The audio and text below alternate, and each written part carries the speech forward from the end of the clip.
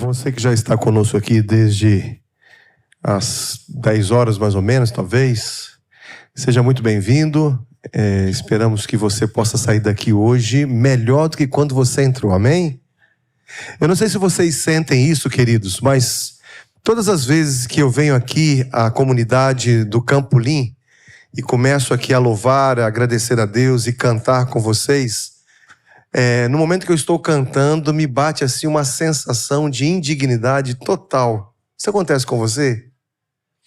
Depois de passar uma semana toda com as nossas lutas, nossos trabalhos, as nossas atividades, eu fico pensando assim: Senhor, eu não sou digno de estar diante da Tua presença. O Senhor é tão grandioso, o Senhor é tão poderoso, o Senhor é tão extraordinário. Eu não sou digno de estar aqui diante da Tua presença. Mas eu não sei o que acontece, algo assim, é curioso, né? Ao mesmo tempo que eu me sinto completamente indigno, eu sinto uma vontade assim imensa de estar aqui todos os sábados. Todos os sábados. A sensação que eu tenho quando eu chego aqui a esse lugar é que Jesus me abraça. Você tem essa sensação também? Que Ele nos abraça, nos consola, nos conforta, nos anima, nos motiva. Esse lugar aqui é diferente. Eu sei que a igreja não é estrutura, não é prédio. A música não é... a igreja não é música, não é sermão só. A igreja é você, onde você está, quando você se reúne com as pessoas, é você no contexto da sua comunidade lá, na sua rua, na sua vizinhança. Você é a igreja, eu sou a igreja. Mas quando a gente está reunido e a gente canta junto, e a gente ouve a voz de todo mundo cantando ao mesmo tempo, isso é extraordinário.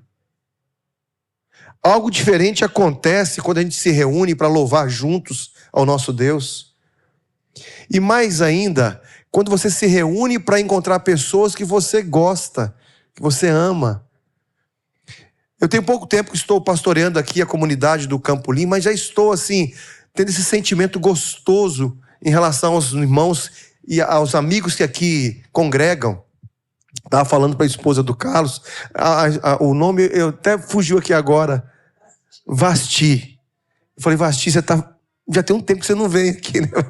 Pastor, nós estamos mexendo com mudança, né? Houve todo um processo aí. Eu já estava com saudade de você, né? A gente começa a sentir falta das pessoas. Com quem mais que eu falei isso aqui? Falei para outra pessoa, também não me lembro aqui. Estava com saudade. Foi com a Laila e com o Elmer, né? Eles ficaram um tempo também distantes aí, fazendo alguma coisa, viajando, não sei. Eu falei: vai, mas não fica tanto tempo longe, não.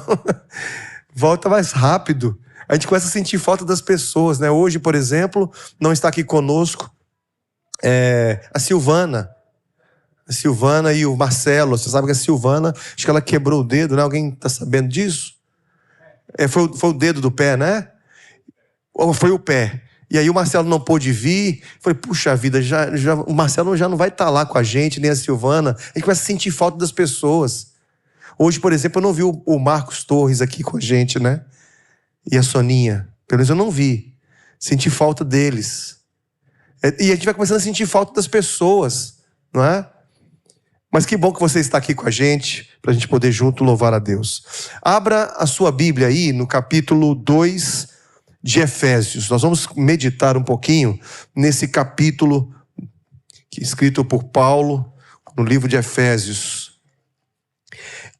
Nesta manhã eu vou aqui agora concluir algumas mensagens que falam sobre a graça de Jesus. Não que eu vá deixar de pregar sobre a graça de Jesus, eu ainda vou pregar muito sobre a graça de Cristo, mas eu escolhi alguns temas, 4, 5 temas, para falar sobre essa maravilhosa graça durante esses últimos sábados que estive aqui com vocês, e hoje eu vou fazer assim, um fechamento, concluindo aquilo que eu gostaria de apresentar.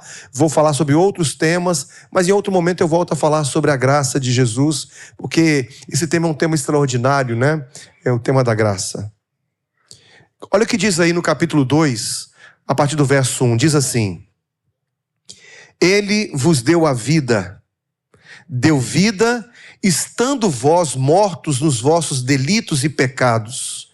A gente estava na lama, e Deus nos deu vida, nos quais andaste outrora, segundo o curso desse mundo, segundo o príncipe da potestade do ar, do espírito que agora atua nos filhos da desobediência, entre os quais também todos nós andávamos no passado, outrora, segundo as inclinações da nossa carne, fazendo a vontade da carne e dos pensamentos. E éramos por natureza filhos da ira, como também dos demais. Verso 4. Mas Deus, sendo rico em misericórdia, por causa do grande amor com que nos amou, e estando nós mortos em nossos delitos, nos deu vida juntamente com Cristo. Pela graça sois salvos, e juntamente com Ele nos ressuscitou e nos fez assentar nos lugares celestiais em Cristo Jesus, para nos mostrar séculos vindouros a suprema riqueza da sua graça em bondade para conosco e em Cristo Jesus. Porque pela graça sois salvos, mediante a fé. E isso não vem de vós, é dom de Deus, não de obras, para que ninguém se glorie, pois somos feitura dele, criados em Cristo Jesus para as boas obras, as quais Deus de antemão preparou para que andássemos nela. Que texto extraordinário, queridos. Que texto extraordinário. O que é o resultado da graça? A salvação. Não existe salvação sem graça. Ficou até interessante aqui nessa expressão, né? Não há salvação sem graça. A graça, ela proporciona a gente essa oportunidade. E a obediência é o quê? A obediência é fruto do amor. Se por um lado, a graça, ela acontece e ela nos proporciona a salvação, por outro lado, não existe salvação só pelo fato de sermos obedientes. Porque a salvação, ela não tem nada a ver em questão de alcançar, não tem nada a ver com a salvação. Você pode obedecer sem amar. Você pode guardar os mandamentos e não amar. Você pode obedecer os mandamentos pelos motivos errados. Mas aquele que ama, inevitavelmente, obedece. Jesus disse assim: se me amais, guardareis os meus mandamentos. Foi o próprio Jesus que disse isso. Então não há possibilidade de você amar e não obedecer a Deus. Mas a obediência, ela vem como fruto do amor. A obediência não deve ser o meio pelo qual eu alcanço a vida eterna, mas eu devo obedecer porque eu já tenho a vida eterna. E isso tem que ser fruto do amor que eu sinto por Jesus, pelo que Ele fez por mim. A Bíblia nos mostra que nós somos tirados de um grande cemitério, o cemitério do pecado. E nós somos colocados na sala gloriosa do trono. Eu não sei se o Anderson chegou a mencionar isso aqui na hora do momento do louvor, porque eu estive aqui no louvor, no primeiro culto, mas cheguei aqui depois que o louvor já tinha começado, estava vindo lá do Parque das Águas. E na introdução que ele fez de uma dessas músicas, acredito que foi essa última que nós cantamos, ou a anterior, ele diz assim que nós podemos chegar ao momento de estarmos assim de frente ou na sala do trono de Deus. A graça nos permite sairmos de uma condição de cemitério espiritual, de estarmos atolados na lama do pecado, para entrar na sala de audiência de Deus, diante do trono de Deus. Isso é extraordinário, mas isso não é por mérito humano. A Bíblia diz assim que não vem por obras. É um dom de Deus. É um presente que Deus nos dá.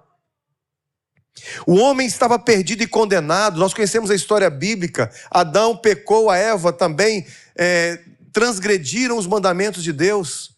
E eles teriam que ser mortos. A lei dizia: a alma que peca morre. E essa era uma morte eterna. Eles teriam que morrer eternamente. E a Bíblia diz assim, queridos, que Satanás estava pronto para poder acusar a Deus, seja qual fosse a decisão que ele tomasse.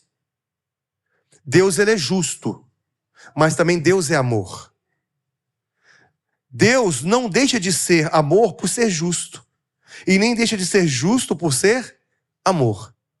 E aí Satanás pensava assim: se Deus cumprir a sua lei matando o homem, eu vou chamá-lo de tirano. E vou argumentar dizendo que Deus é esse, que cria os seus filhos e depois os executa. Mas se ele perdoar, porque eu sei que ele é misericordioso, perdoar o ser humano, eu vou chamá-lo de mentiroso, porque é um Deus que cria as suas leis e não cumpre.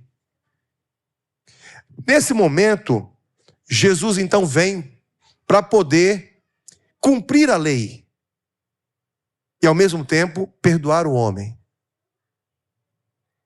A Bíblia diz lá em 2 Coríntios, capítulo 5, verso 21, aquele que não conheceu o pecado, ele o fez pecado por nós.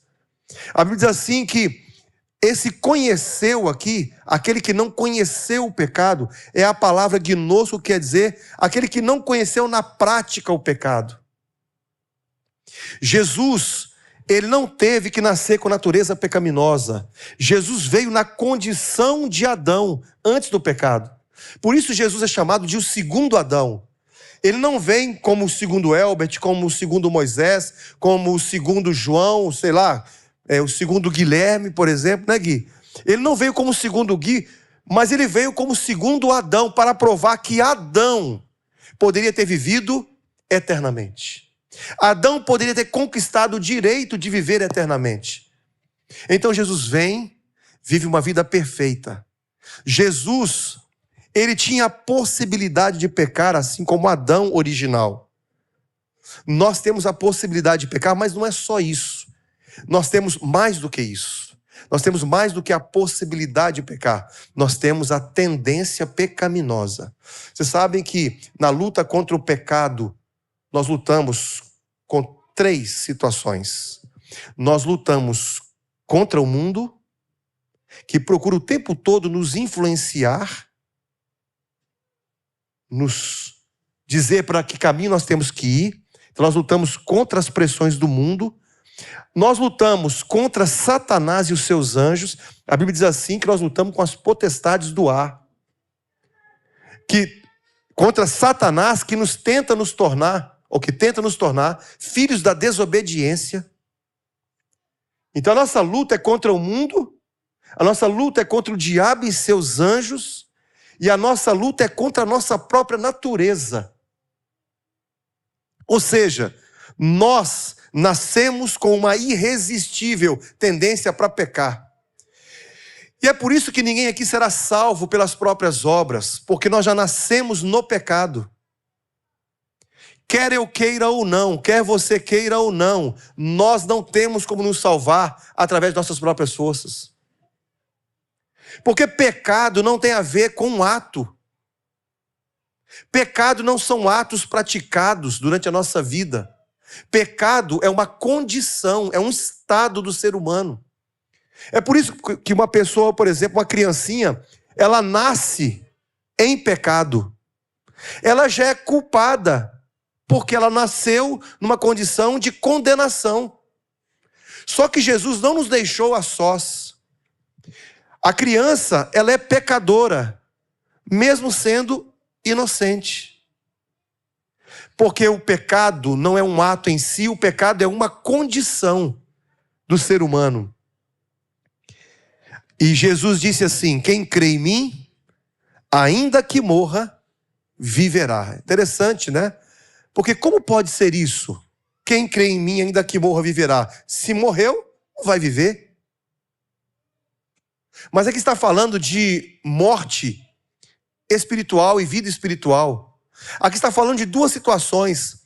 Aquele que crê em mim, ainda que morra a morte natural, que eventualmente todos nós vamos passar se Jesus não voltar antes, não morrerá eternamente, mas terá vida eterna. É isso que a Bíblia está querendo dizer. Aqui em Efésios, no capítulo 2, os primeiros versos, aqui até o verso 10, nós encontramos 4 obras que operam em nós. E eu gostaria de falar rapidamente sobre essas 4 obras que operam em nós. Primeira, a obra do pecado contra nós. Já falei um pouquinho sobre isso, aqui nos versos 1 até o verso 3, diz assim, que ele nos deu a vida, mas nós estávamos de que forma? Mortos. Nós estávamos andando segundo o mundo, segundo o príncipe das potestades do ar. Então, há uma força sobrenatural no grande conflito entre o bem e o mal, que luta contra nós. E essa obra opera em nós. E ela vem de fora para dentro. O inimigo está trabalhando para nos destruir.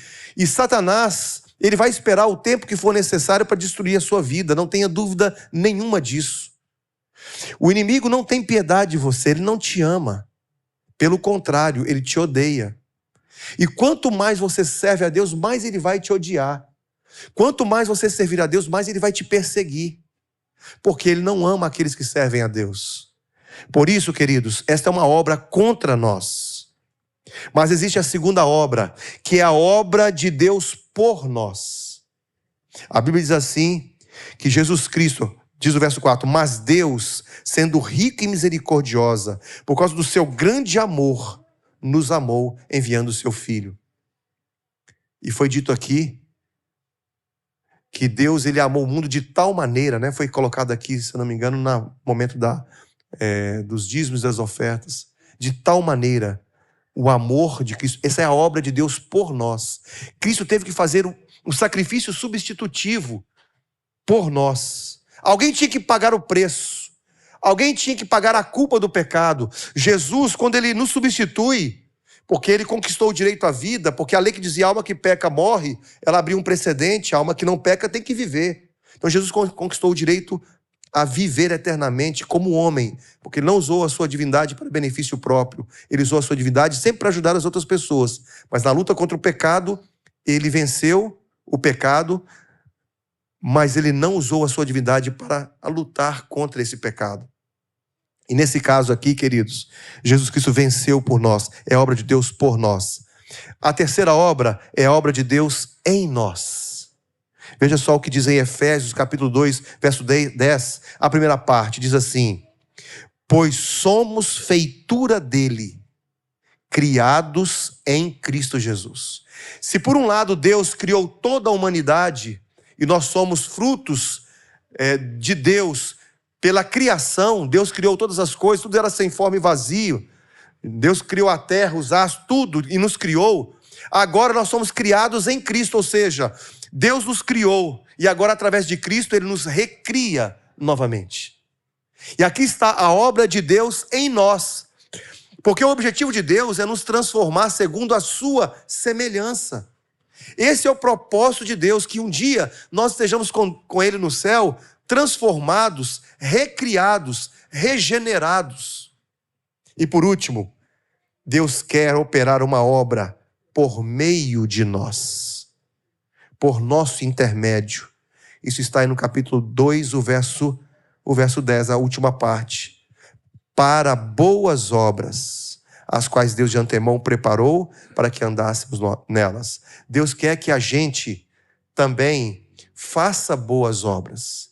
Ninguém será salvo pelas obras, mas a obediência, ela é fruto do amor. Por isso, queridos, a Bíblia diz que o diabo quer nos tornar filhos da desobediência. Eu conheci um jovem chamado Lucas. O Lucas, ele nasceu há alguns anos atrás e sua mãe se envolveu com um rapaz quando ficou grávida. A sua avó ficou muito chateada, bateu na filha.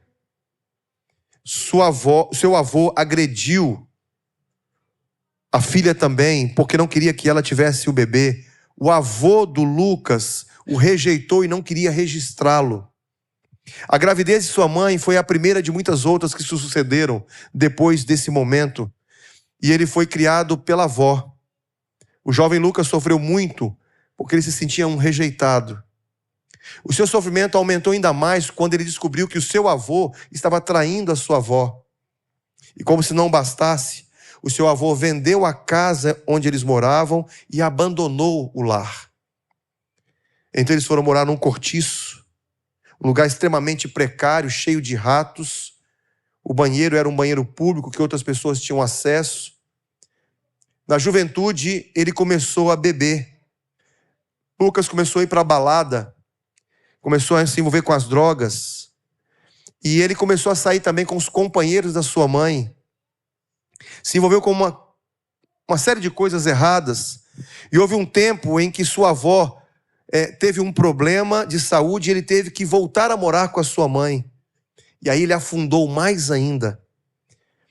Um dia, depois de beber muito, voltando de uma balada, ele colidiu com o seu amigo, com o carro, num poste que caiu em cima do veículo. O amigo estava dirigindo, o veículo quase teve perda total. E por causa de tudo isso, ele estava vivendo uma vida completamente errada. E ele vivia uma mentira, segundo o que me contou. Vivia uma mentira. Por causa dos problemas, ele teve síndrome de pânico, tentou o suicídio pelo menos 2 vezes. E quando ele tinha 5 anos de idade, ele foi abusado por alguém próximo da família. Um dia chegou a tomar 40 comprimidos para se matar. Eu conheço jovens que viveram essa realidade aqui. E assim, eu tenho muito vívido em minha mente, quando ele tentou se suicidar. Você deve conhecer pessoas que já passaram por isso também. Mas ele tinha uma avó que nunca deixou de orar por ele. E a oração intercessora é algo extraordinário na vida de qualquer ser humano, de qualquer família. Creia no poder da oração intercessora. A gente nunca sabe quando é que Deus vai resgatar alguém. Porque também não depende só de Deus. Mas vamos continuar orando, porque o discipulado ele dura uma vida inteira. Não desista do seu marido. Não desista da sua esposa, do seu filho, da sua mãe, do seu pai.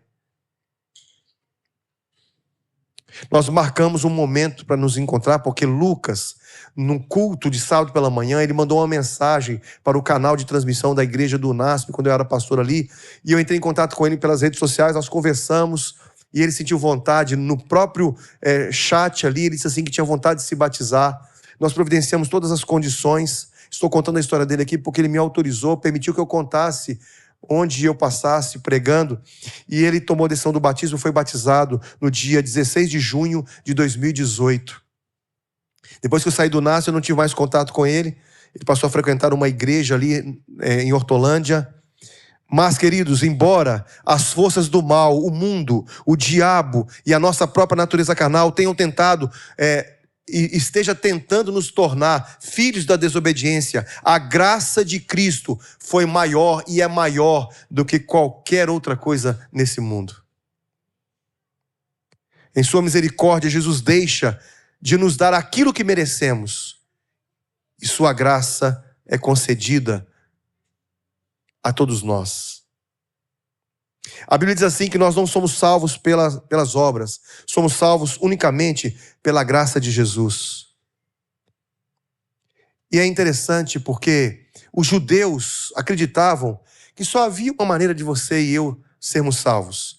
Para o judeu era claro, muito claro isso. Você quer ter a vida eterna? É simples, você tem que guardar a lei perfeitamente.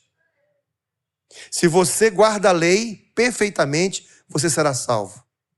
Quando Jesus veio com a mensagem de que a salvação vinha por meio dele, eles não conseguiam entender e não conseguiam aceitar, porque para eles a salvação dependia de algo que eles pudessem fazer.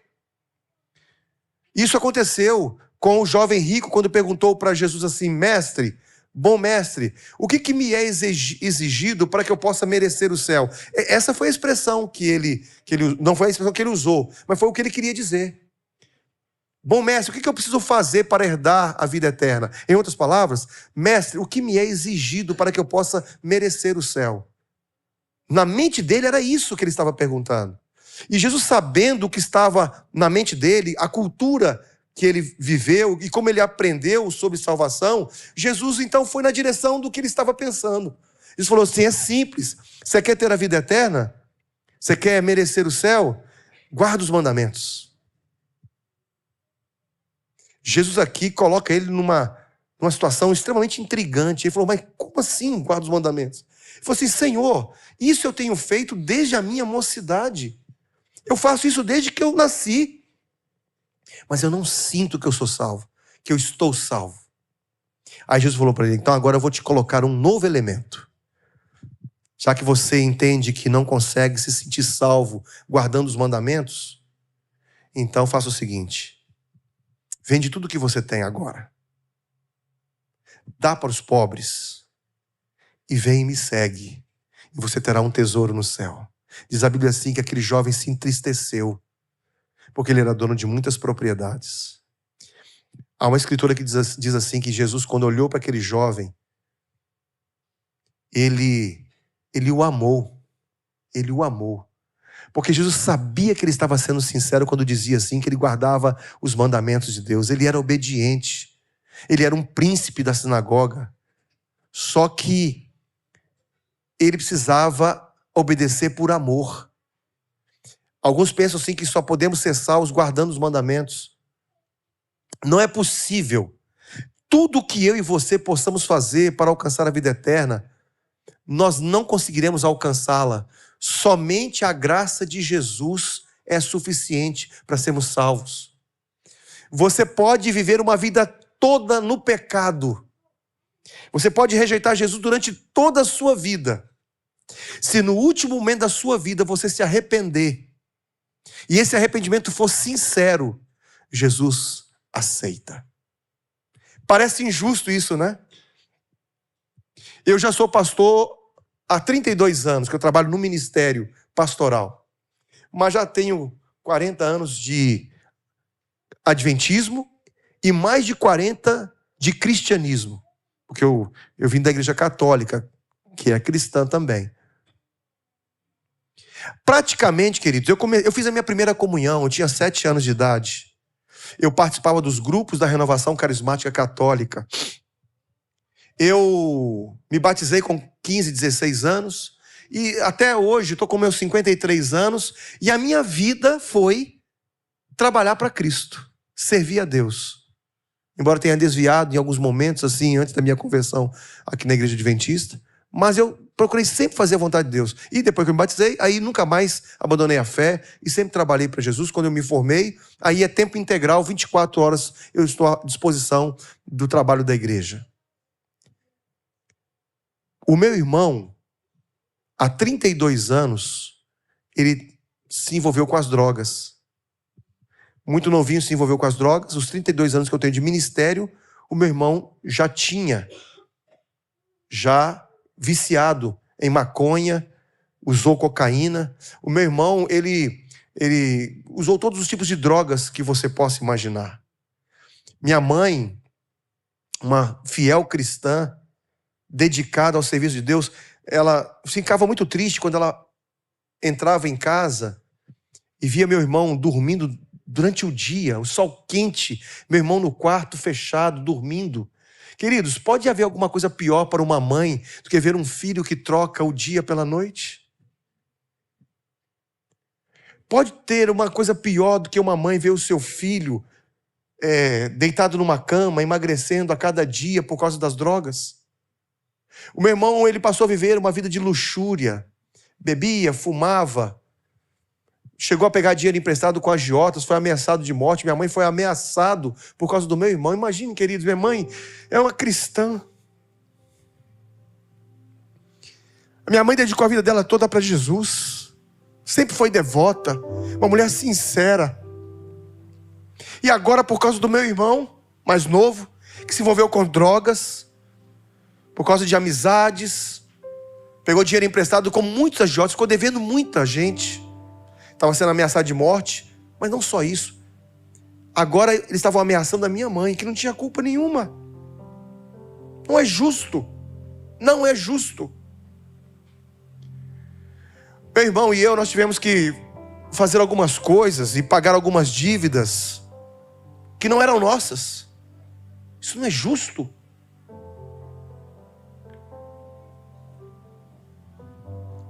O meu pai, queridos, morreu com 66 anos de idade. Ele bebeu a vida toda. O pai era um alcoólatra. Ele chegava em casa, sempre foi muito forte para poder beber, mas sempre chegava meio alterado.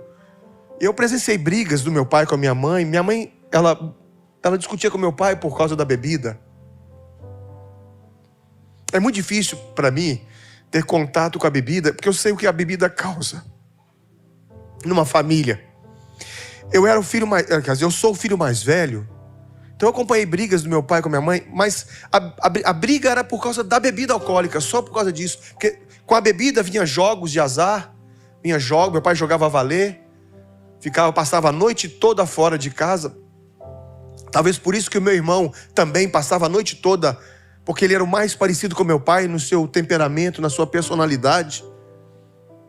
Meu pai passava a noite toda, ele tinha um bar, ele teve um atacado de papelaria, ele teve um depósito de material de construção. Mas parece que o diabo queria realmente destruir a vida dele. E ele vendeu tudo que tinha, perdeu tudo e comprou um bar. Ele tinha uma máquina lá de caça-níqueis, né? Essas maquininhas de jogos. Ele passava a noite toda jogando ali. Chegava em casa cedo de manhã, ia trabalhar. Não sei como é que ele conseguia. Mas não é justo. Minha mãe sofria com isso. E eu, como filho mais velho, sentia tudo, porque eu entendia mais do que os meus irmãos. E queridos, eu estava trabalhando em São Paulo quando eu recebi a notícia que meu pai tinha passado mal numa pescaria. Ele gostava muito de pescar, bebia muito na pescaria. Alguns gostam muito de pescar, eu não tenho uma boa lembrança da pescaria. Porque a pescaria para mim estava associada à bebida alcoólica, a mulheres, a infidelidade. Eu tinha essa visão. E quando me ligaram, disse assim: seu pai passou muito mal, Herbert. Eu fui para Belo Horizonte, lá para o pronto-socorro. Fui para um hospital chamado Odilon Bellis. Acho que é Bellis mesmo que fala. Odilon. E eu me lembro que eu cheguei ali para encontrar com meu pai. E eu não consegui mais conversar com meu pai. Eu tinha conversado com ele nas férias. E agora eu estava voltando para fazer a unção do meu pai. Eu não mais falei com ele. Mas eu creio que ele me ouviu, porque quando eu cheguei na sala, ele estava todo inchado. Pensa numa pessoa inchada ali em cima de uma cama, com muito líquido acumulado. Eu estava alguns dias ali sem poder conversar. E eu falei assim: pai, quando eu entrei na sala, e eu percebi que os batimentos cardíacos se intensificaram. E eu percebi que ele estava me ouvindo. E eu falei assim: pai, eu não sei como é que você está agora, o que você está sentindo. Eu abri o meu coração para ele. Falei: pai, o senhor ouviu a palavra de Deus, o senhor conhece a Bíblia, conhece Jesus. Eu me batizei, o senhor não quis se batizar, o senhor não quis entregar a sua vida a Jesus. Mas pai, se o Senhor se arrepender dos seus pecados, de tudo aquilo que o Senhor fez, se o Senhor quiser pedir perdão agora, nesse momento, Jesus te perdoa. Jesus te aceita do jeito que você está, pai. Meu pai estava numa situação muito deplorável ali. Nem parecia um ser humano. Nem parecia aquele pai que brincava comigo, que passeou comigo, que me levava para a praia. Estava totalmente desfigurado. Mas eu o amava. Falei: pai, se o senhor aceitar Jesus, Jesus te perdoa. Eu quero te encontrar no céu, pai. E naquele momento, queridos, eu vi uma lágrima que escorreu do lado no seu rosto. E aí eu fiquei pensando assim, conversando com Deus: Senhor, meu pai não pode me responder, mas tenha misericórdia do meu pai. E eu fiquei pensando assim: Jesus aceitou o meu pai do jeito que ele estava. Mas eu fiquei pensando assim: como teria sido bom se meu pai tivesse aceitado a Jesus antes? Parece que não é justo, né? Eu passei 32 anos. E talvez tenha que ver minha vida toda servindo a Jesus, fazendo o meu melhor. E meu pai, no último momento da vida dele, se ele arrependeu, ele foi salvo. O meu irmão passou 32 anos desperdiçando seus dons, seus talentos nas drogas, na bebida. Agora, recentemente, ele se recuperou. Ele ficou livre das drogas, queridos. Amém? Meu irmão está limpo. Ele aceitou a obra de Deus na vida dele. E agora, queridos, ele está livre da cocaína, da maconha. Para Jesus, não importa o que ele fez. O que importa para Jesus é que ele se arrependeu. Amém? Por mais que eu tenha dedicado toda a minha vida para Jesus e espero dedicar, isso não vai me qualificar para ser salvo, queridos. Porque não é pelo mérito humano, não é pelo tempo de igreja, não é pelo tempo que serviu a Deus. É pela entrega. Você gostaria de dizer assim: Senhor, eu não mereço, mas eu quero me entregar a Ti nesta manhã. Eu quero que o Senhor me ajude a Te servir até o fim da minha vida. Salvação é o resultado da graça. Ninguém merece, mas Jesus nos concede, sabe por quê? Porque Ele nos ama. Você gostaria de aceitar essa graça na sua vida? Eu também, queridos. Se você gostaria, levante a sua mão, feche os seus olhos e ore comigo. Senhor Deus, estamos com as nossas mãos levantadas agora. Queremos tocar as Tuas mãos, porque reconhecemos a Tua graça, a Tua misericórdia. Obrigado por ter pagado o preço. E obrigado por nos aceitar assim como nós somos e assim como nós estamos. Mas nós queremos humildemente entregar a nossa vida a Ti, Te pedindo perdão, para que o Senhor possa nos perdoar dos nossos pecados e nos conceder a graça da salvação. Em nome de Jesus. Amém. Amém.